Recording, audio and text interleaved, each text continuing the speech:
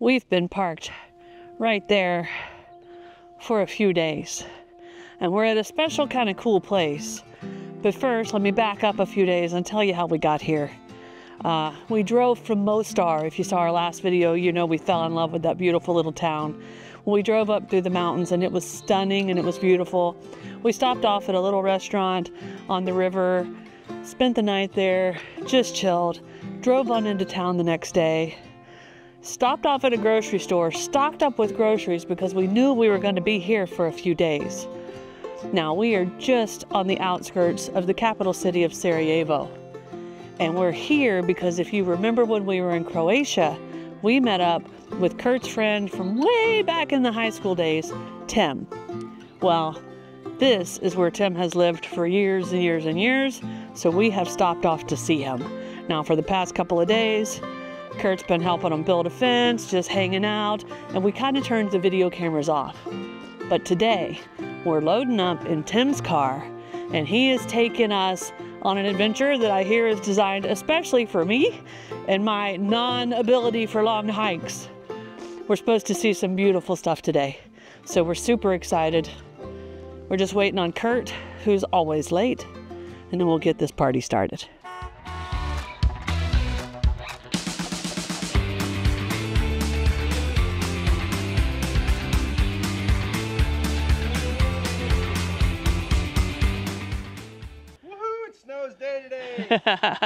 Better late than never, Curt. Better late than never. You guys may not know this, but every day is Snow's Day. They know. So the original plan was for us to park inside of this fence, but we were too tall. But we found a place where we can barely fit in. Should I grab your walking sticks? Mountains, I would always bring it. Just bring it. Douglas fir forests. That just knocking everything down. Just to be all forest. Oh, they're making it all modern looking. Oh, so is this the base lodge? Oh no, man. We haven't even gotten there yet. This is all brand new. All buildings was on that slope. Did you know that? Yeah. Not this. Yeah. All was over there. Base lodge over here to the right, Snow at the bottom of the hill, I believe. Yep. We took a beautiful curvy mountain drive starting down in the valley in Sarajevo, the city, the capital city here in Bosnia. We passed the ski area for the 1984 Winter Olympics, which was in Sarajevo. At the time, this area was considered Yugoslavia. It wasn't until the war of the 90s that the countries kind of split up and Bosnia came to be. But they have definitely done quite a bit of overdevelopment in that ski area, which to us takes away some of the beauty. But the drive up here has been stunning, and we're at our first stop where there's supposed to be some tombstone type things from medieval times. But I'm gonna let Tim tell you a little bit about that because he is the expert on all things Bosnia. Now I'm gonna walk up this hill and take a look at him. This whole peninsula was inhabited by Thracian and Illyrian tribes, and the Slavs arrived in the 7th century.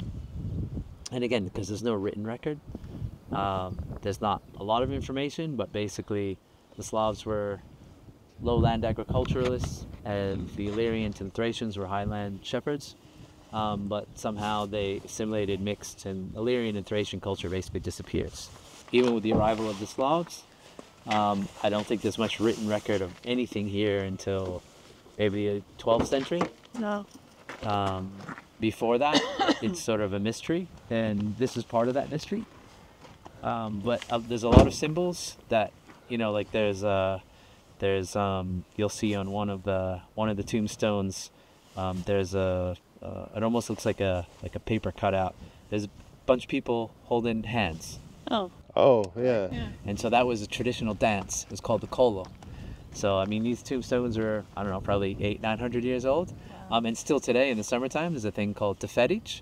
And because the villages were so small and isolated, in order to avoid incest, all the villages would gather and you would do this special courting dance. And you would basically sort of find your husband or your wife during this courting process. And you can still, I mean, it's not the courting process today, but they still celebrate in that matter. So, you know, people will dress in their traditional attire, and they'll do a kolo dance, and they'll be holding hands, and they'll dance in a circle to, you know, to loud music. That's cool. That's a pretty view right through there. Nice legs, Munever. Yeah. You know, the Bosnian church, which was, you know, a heretic church, sort of, you know, mixed with the influence of, you know, the Romans. The Romans occupied here. It took them 150 years to occupy this area. And it's believed that the ancient Illyrian tribes were Christianized by the Romans, because the Illyrians were pagans. When the Slavs arrived, the Slavs were pagans, and the Christianized pagan Illyrians Christianized the Slavs. The traditional influence of Catholicism and Orthodoxy from East and West. It's, you know, the Bosnian church is an exception to medieval Europe. There was no church really existed like that, and it's believed partially because of the geographical location, that the Bosnian church was able to give, you know, a stiff arm to Catholic influences from the West and Orthodox influences to the East, and they were sort of able to maintain their heretic Christian beliefs that had a lot of paganism. And one of the reasons they believe that so many people converted to Islam when the Ottomans arrived in the 1400s is that the Ottomans were very tolerant of these pagan rituals, whereas the Christian church were not. You gotta be all in. It's either this or it's that. And so the sort of the liberal interpretation of Islam that was introduced by the Ottomans is believed that's why so many people embraced Islam in this country. It was easier. And they can maintain a lot of things that are important to them. You know, these pagan rituals or these belief systems that you know, part of your culture for, you know, many hundreds of years at the very least. Here you can see the kolo then. You can see, you know, and like this would be the dress, and this would be the man who doesn't have it. They're all holding hands, and that is practiced today. And I think this graveyard is 800-900 years old. 800-900 years old, and they still practice that. This one is, this one's been turned. So this one used to be here, because this is sort of, you can see this. Oh yeah. And that, and sometimes with erosion or whatever, because they're so old, you know, they wipe down. But usually they'll be all on the ridge. Oh, so this one could have tumbled down or whatever. That would be my guess, because this sort of design is typically upright. Yeah. You can see it in other places, but you can see I don't know if you can see the swirls, the sort of like this actually. Maybe like this. Yeah, for sure. There's definitely. And the fact that you can walk to something so close from the road and just feel like you're out in the middle of nowhere instantly. But anytime you come to like a burial site or a sacred place, someplace like this, and you just kind of look around and take it all in, and the fact that they gave such a beautiful and amazing view to the resting places, it just has a special feeling. It does. It reminds me a bit of that crazy hike we did in Peru when we went to the burial ground on the side of the cliff. But I think Tim has more in store for us today, so we're going to head back to the car. What cool history. We would have never found this without Tim.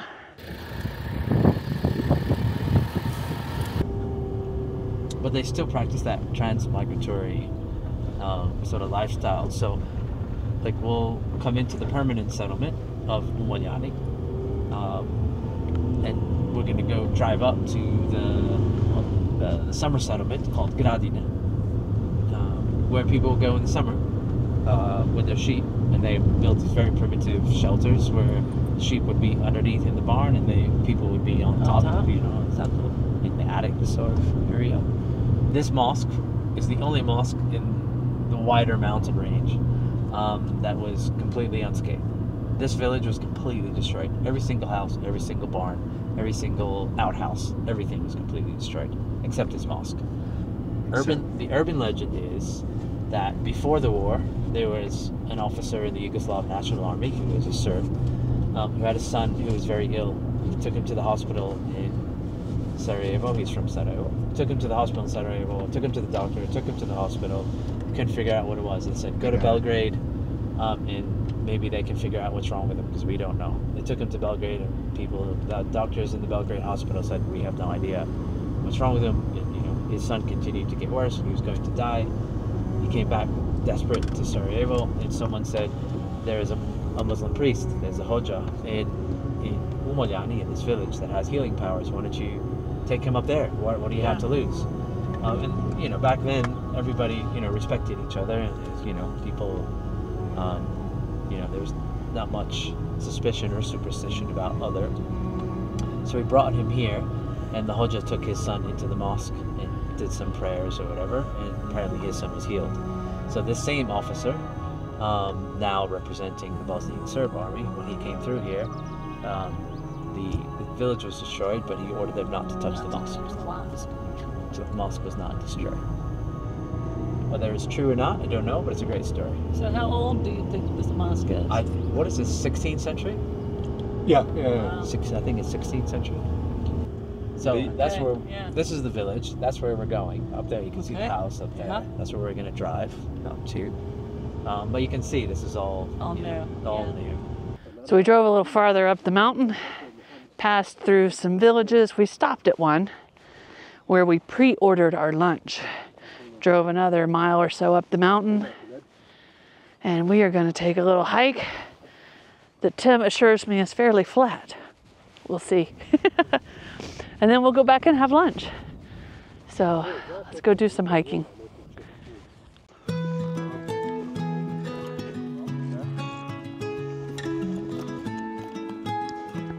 I thought maybe it was going to be some cocoa leaves. You brought that.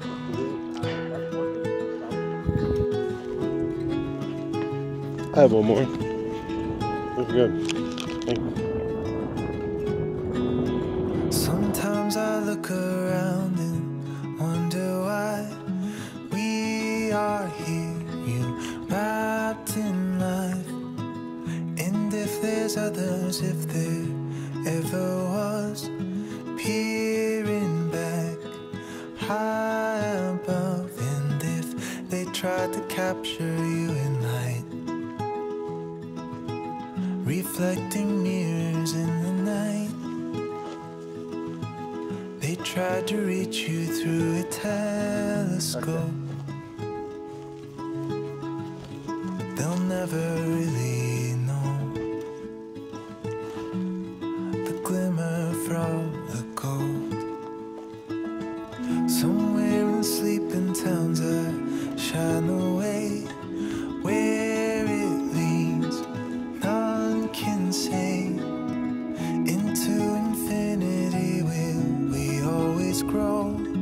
Where it stops no one knows, but don't try to capture all the light. Reflecting mirrors in the night, they try to lead you through a telescope, but they'll never really know all that there is to home. Oh.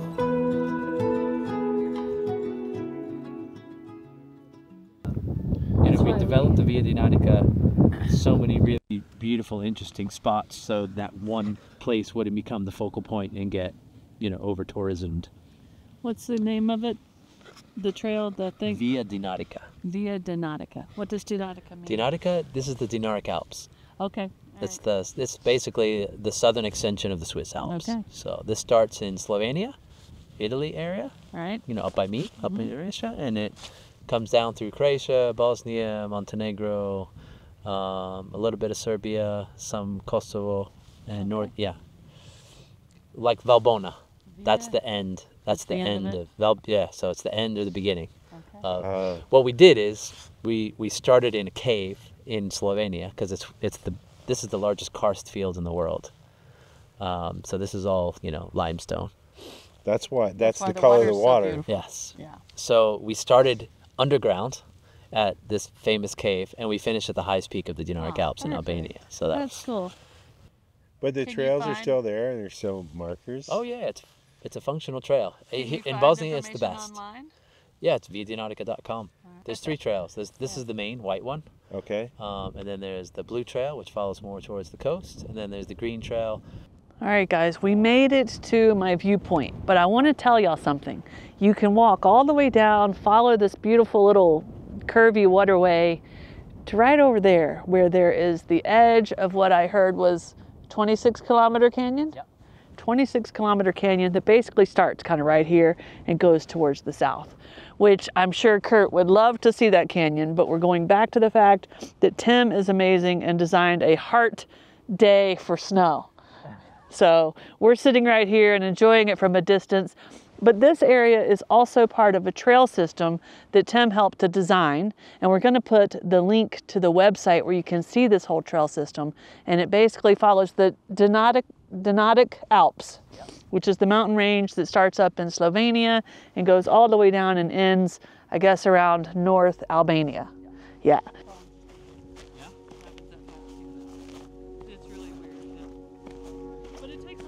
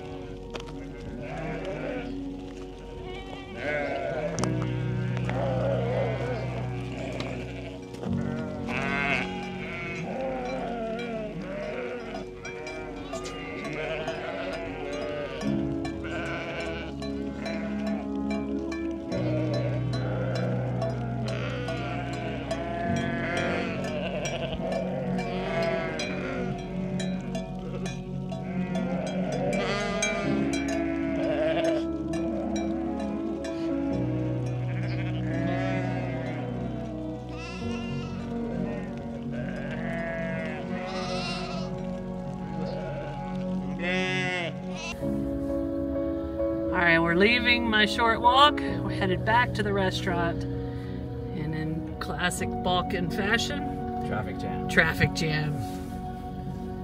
Or as we call it, a lamb jam. Their fur is a little different. It's The more poor flowing. baby in the back's a little.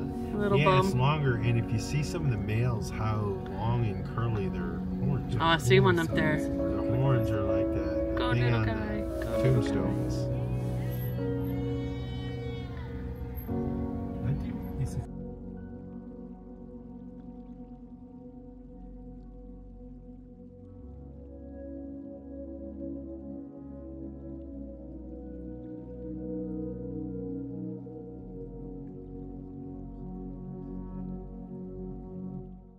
This is ubijaju. I'll be you. Ubijaju. And this is like 2 times J.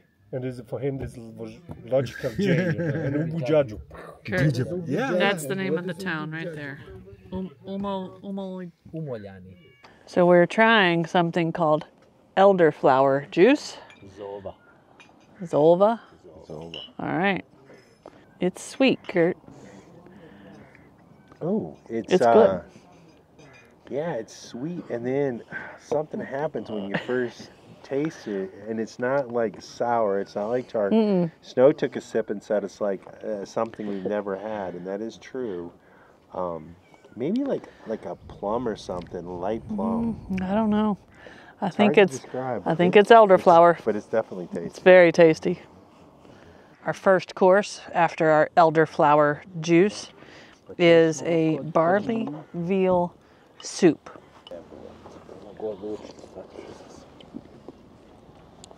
Oh my, that is delicious.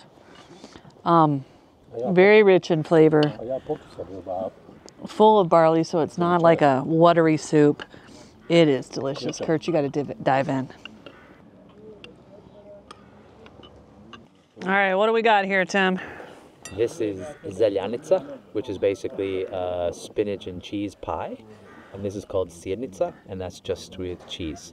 And so this would be something like phyllo dough, filled with homemade cheese, and this is, yeah, spinach and cheese. I'll take a green one. You'll take a green? I'll take a green. Got a green now. Base was like made by hand here. Yeah. The dough. All right, looks like everybody's going to start with some of the green, which of course has the spinach and cheese in it. And then we'll dive into the one with just the cheese. All right, see what this thing's all about.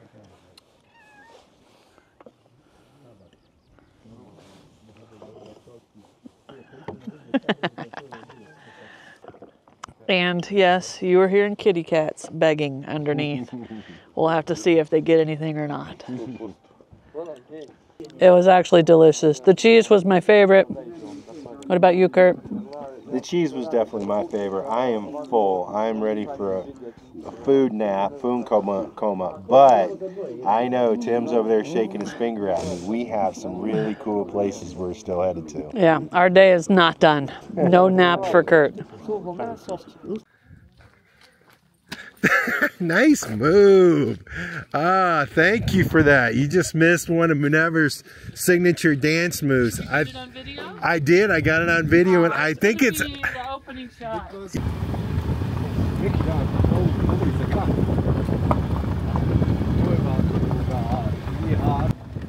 river crossing. Look at this, guys. Oh, this road has just got interesting. We are doing a little 4x4. There are some washouts in the road and water, and look how steep and bumpy this thing is. And look at that view. It's nice, guys, that we're not driving.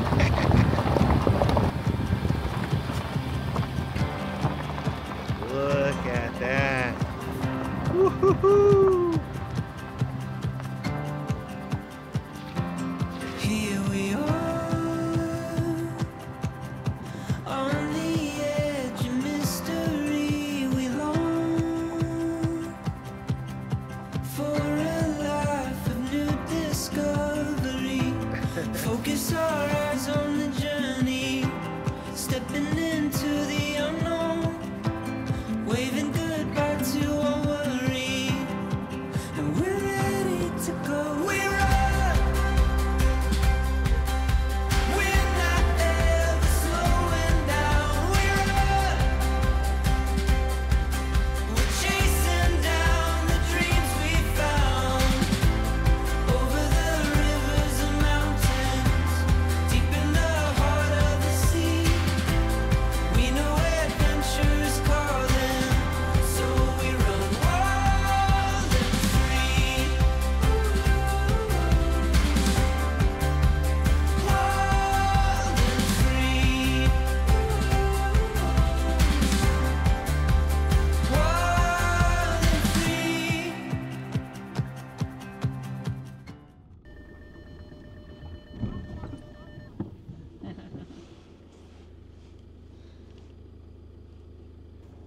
So that van we passed, maybe dropped them off up in here to drive out? Or you think they're round tripping? Yeah, they're round trip.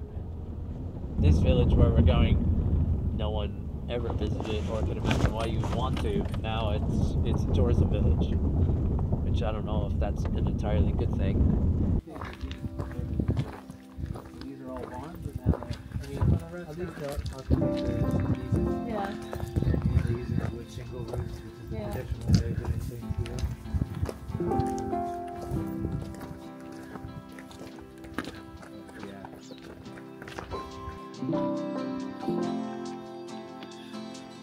It's also an easier path.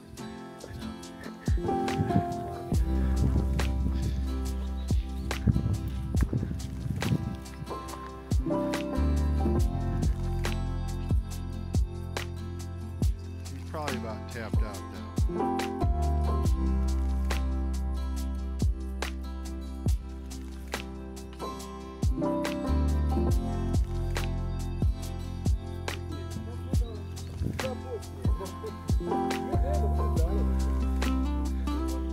So Snow and Tim have gone off to have coffee, and Minerva and I are gonna go up to this little look out up here and see what we see.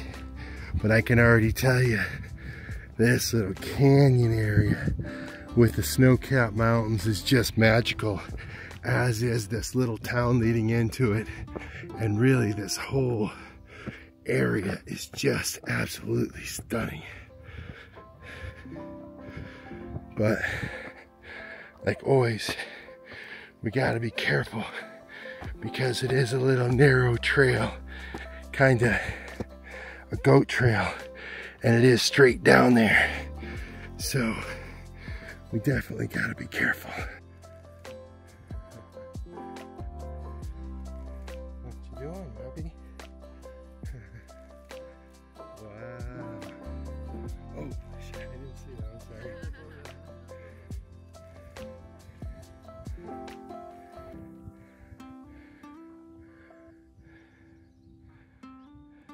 All right, guys, you know we try to show you everything, but sometimes we end up in places where cameras just aren't supposed to be and might not even be welcome. But we were just welcomed into the home of a beautiful local family, offered amazing coffee. Tim has known these people, this family, for how many years, Tim? 27 years, and you could tell he was instantly welcomed in like family, and it was an amazing experience. But you don't get to see it. You just have to trust me that sometimes on this journey we get to see some amazing things and really dive into the true culture of a country, and that was beautiful. So that is what me and Tim did while Curt and Mount Everest did the amazing hike. But now we're headed back to the car. Look at this view behind me, guys. What an amazing experience.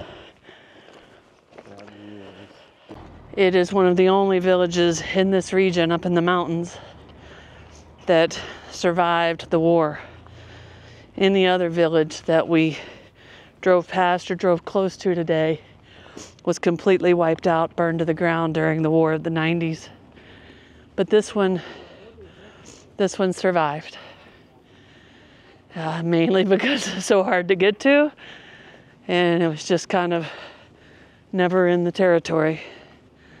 So it makes it a bit of a special place that you have the true culture and the architecture showing through. So what a cool place, what a cool day. Now it's time to start heading back down towards the city.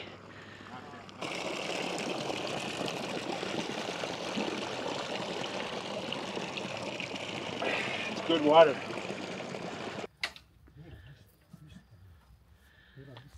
We have made it home to Tim's house.